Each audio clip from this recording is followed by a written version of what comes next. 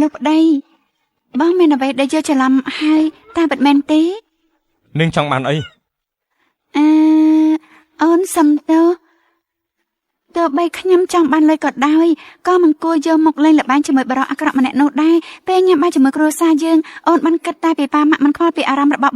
បងគិតថាអូនកំពុងយកខ្លួនប្រការលំបាករបស់អាចារ្យម៉ាស៊ីតនោះមែនទេ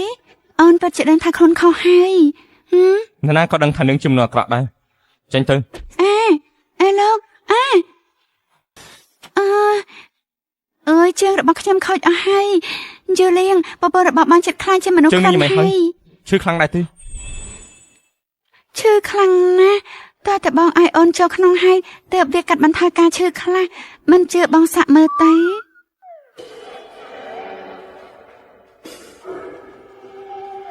នឹងចង់ប្រើល្បិចស្រីស្អាតដាក់ខ្ញុំមែនទេកុំខ្ជះខ្ជាយអីអញ្ចឹងបងក៏ទទួលស្គាល់ថាអូនគឺជាមនុស្សស្រីស្អាតហើយមែនទេនោះមានន័យថាល្បិចនេះមានប្រសិទ្ធភាពសម្រាប់បងដែរ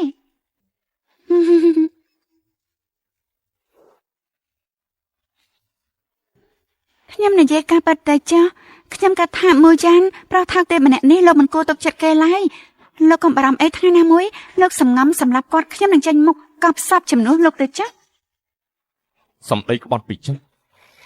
លោកមិនចូលចិត្តមនុស្សស្រីបែបសភាពអញ្ចឹងចូលចិត្តបែបហិង្សាមែនទេសម្លឹងមើលភ្នែករបស់ខ្ញុំមកលោកមិនឃើញអ្វីទេអត់ទេប៉ិនណាក្នុងភ្នែករបស់ខ្ញុំពោពេញទៅដោយការស្រឡាញ់ចំពោះលោកយ៉ាងពេញទំហឹងឥឡូវនេះក្តីបារម្ភនិងក្តីស្រឡាញ់នេះគឺស្ថិតនៅលើម្ហូបនេះហើយទោះបីជារូបរាងមិនសូវល្អមែនរសជាតិវាគ្រាន់បើទេហាមាត់ទៅ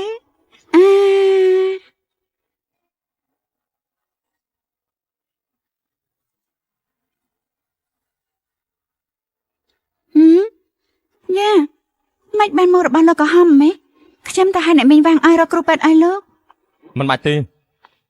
ប្រហែលជាអាឡែស៊ីធម្មតាទេ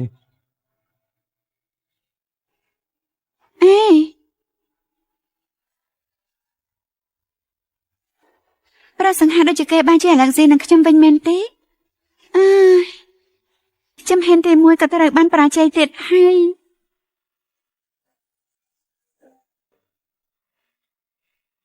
កុំចុចកដឹងកុំគោះទ្វារទេមកខ្ញុំមកខ្ញុំនឹងចុះទៅយកដោយខ្លួនឯង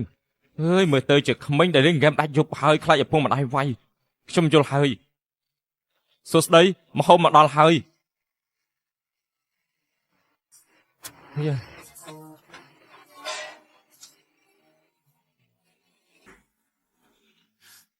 មើលទៅដូចជាមនុស្សដែលមានមុខមាត់ទេមិនបាទធ្វើដូចចោលអញ្ចឹង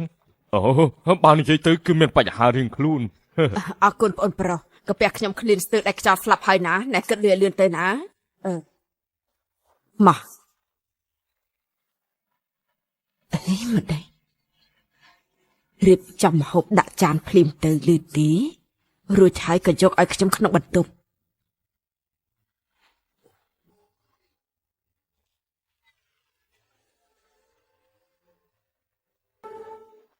អ្នកម៉ាក់កំពុងធ្វើអីហ្នឹងវាងមកមិនក៏នាងហ៊ានកំងមហោពេលយប់ជ្រៅអញ្ចឹងបើមានបែបនេះលើកក្រោយនាងគ្មានមេល្អដូចខ្ញុំទៀតទេណាសំណាងឲ្យតែខ្ញុំជួយយកម្ហូបឲ្យនាងអញ្ចឹងខ្ញុំយកម្ហូបនេះហើយណាលោកស្រីយកហើយយកចុះញ៉ាំវាឲ្យឆ្អែតចុះញ៉ាំឲ្យឆ្អែតទៅ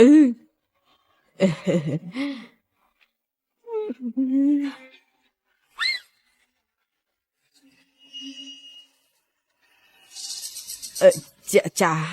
អ្នកម៉ាក់មិនត្រូវសោះដែរអ្នកមីងវាងគាត់ជាអ្នកកំងមហោបមិនបានជាឈ្មោះលើកដាននេះឈ្មោះលោកឈីអញ្ចឹងឈ្មោះនៅលើកដាននេះមិនបានជាឈ្មោះរបស់លោកឈីអញ្ចឹង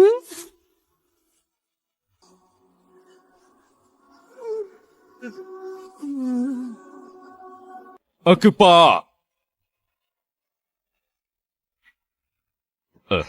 គឺប៉ាជួយកំងឲ្យមេកាវាក់មកលោកប៉ាឃើញថាគេធ្វើការហត់ពេញមួយថ្ងៃហើយ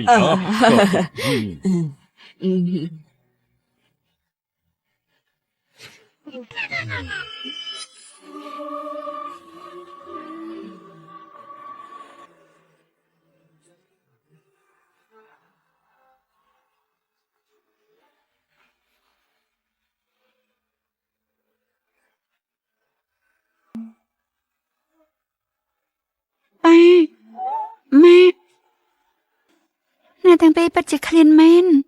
កំងមកហូបញ៉ាំទៅខ្ញុំក៏មិនបានហាមឃាត់ដែរហ៎ កូនប្រសាររបស់យើងឲ្យកំងមកហូបញ៉ាំអី ផ្ទុយទៅវិញពួកយើងមិនញ៉ាំម្ហូបដែលកូនប្រសាធ្វើទេ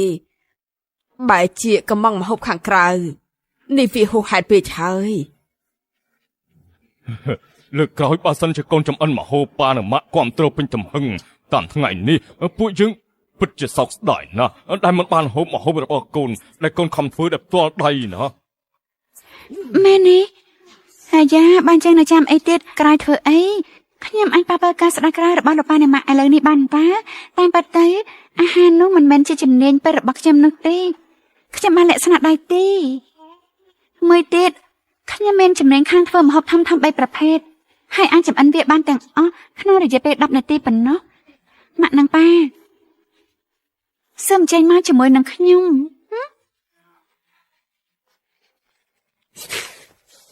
កូនមិនចាំបាច់លំបាកពេកទេ មកម្ហូបដែលនៅចំពោះមុខអ្នកទាំងពីរទី1ម្ហូបសេឈួនម្ហូបកាតាំងនិងម្ហូបភាគអេសានលោកប៉ាអ្នកម៉ាក់ជ្រើសរើសយកមួយចានទៅអញ្ចឹងជ្រើសរើសទៅ សាច់គោហិលបង្គាស្រស់នំត្រីនឹងមានស្ងោបសិទ្ធទៀតស្នាដៃរបស់កូនពិតជាអស្ចារ្យមែនលោកប៉ាមិនដែលឃើញម្ហូបបែបនេះពីមុនមកទេ អានេះគ្រាន់តែជាមីកំប៉ុងធម្មតា3ចានទេនាងប្រហែលជាបានបន្ថែមគ្រឿងផ្សំពិសេសមួយហើយឡើយជីបងខំធ្វើការហាត់នឿយខ្លាំងបងរើមុនប្រពន្ធទៅ ប្រពន្ធសម្លាញ់មើលទៅអូនស្គមខ្លាំងណាស់អូនគួរតែញ៉ាំមុនទៅ បើរឿងរវាងការដាច់ពោះស្លាប់និងត្រូវថ្នាំពុលខ្ញុំសុខចិត្តត្រូវថ្នាំពុលក៏ប្រសើរជាងម៉ាក់យកម្ហូបកាតាំង ប៉ាយកម្ហូបស៊ីឈួន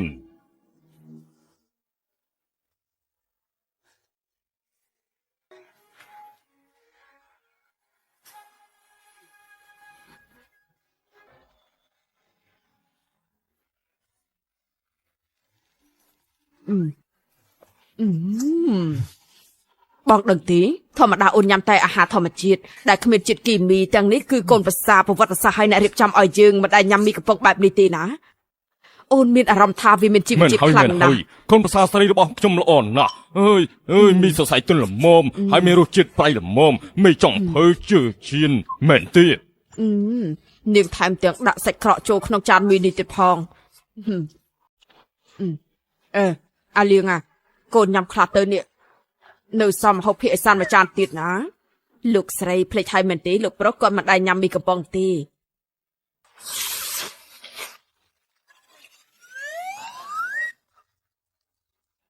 មើលមុខខ្ញុំធ្វើអី មិនក៏ CEO ដ៏អស្ចារ្យបែបនេះអាចញ៉ាំមីនឹងគេដែរ អ្នកទាំងពីរមិនតាន់ដឹងចំណុចមួយ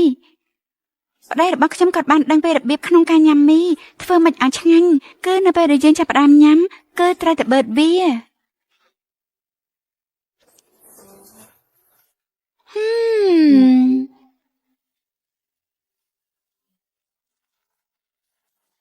ចាំមិនដែរឆ្ងាញ់ទេ បងភ្លក់របស់អូនតិចមក អ្នកម៉ាក់ខ្ញុំក៏ចង់ញ៉ាំដែរ អស់រយៈពេលជាយូរហើយដែលខ្ញុំមិនដែលឮសំឡេងសើចសប្បាយក្នុងផ្ទះនេះ ឆ្ងាញ់ណាស់ឆ្ងាញ់ណាស់ ពិតជាទិដ្ឋភាពដ៏កក់ក្ដៅពិតមែនណាកុំនិយាយថ្ងៃទៅមើលបាត់ខាងនោះចិត្តបានហើយជាប់លើហើយទៅតាមខ្ញុំបានទេតែខាងនោះបានមកកុំឲ្យរបូត ខាងនោះឆាប់ឡើង ខ្ញុំប្រាប់អ្នកទាំងពីរប្រហែលដងហើយកុំលេងហ្គេមខ្លាំងពេកវាមិនល្អឡើយមុនពេលចូលគេងត្រូវតែយកពេលនោះទៅអានសៀវភៅមិនល្អជាងទេហើយមើលតែអាលៀងរបស់ពួកយើងចាស់សូម្បីតែពេលទំនេរមុនចូលគេងក៏គេចំណាយពេលធ្វើការនឹងអានសៀវភៅដែរ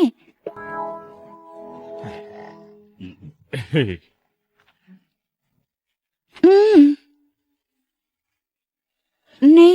ជារបស់លោកប៉ាហើយនេះជារបស់ម៉ាក់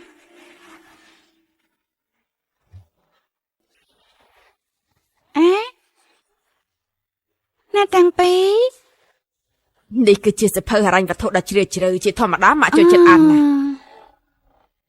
តាមពិតទៅម៉ាក់ឯងជឿជាក់លើសោភ័ណភាពរបស់ប៉ាខ្លាំងណាស់ណានេះ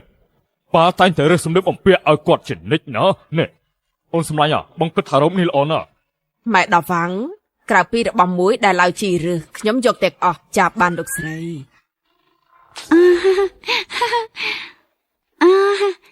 តាខ្ញុំអាចសួរយោបល់ប៉ាអំពីរឿងនេះបានទេតានេះដើរតួនាទីអ្វី វាដើរតួនាទីជាខ្សែភ្លើងការពាររន្ទះ អឺអឺអឺអឺ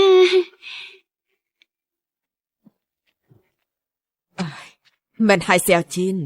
ថ្ងៃនេះកូនខំធ្វើម្ហូបណាស់នេះជាកាដូលើកទឹកចិត្តបន្តិចបន្តួចពីម៉ាក់មក